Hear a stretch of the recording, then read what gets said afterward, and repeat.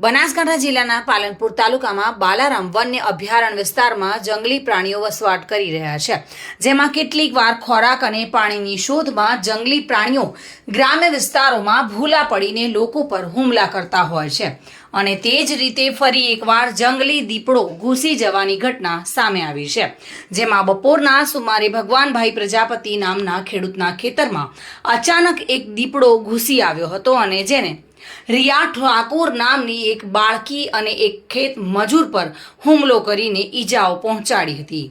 જોકે દીપડો ખેતરના ઢાળિયામાં સંતાઈ જતા લોકોમાં નાસભાગ મચી જવા પામી હતી। બનાવ અંગે વન વિભાગને જાણ કરવામાં આવતા વન વિભાગની ટીમ દોડી આવી હતી અને રેસ્ક્યુ હાથ ધરીને દીપડાને પાંજરે પૂર્યો હતો, જેને લઈને ગામ લોકોએ હાશકારો અનુભવ્યો હતો।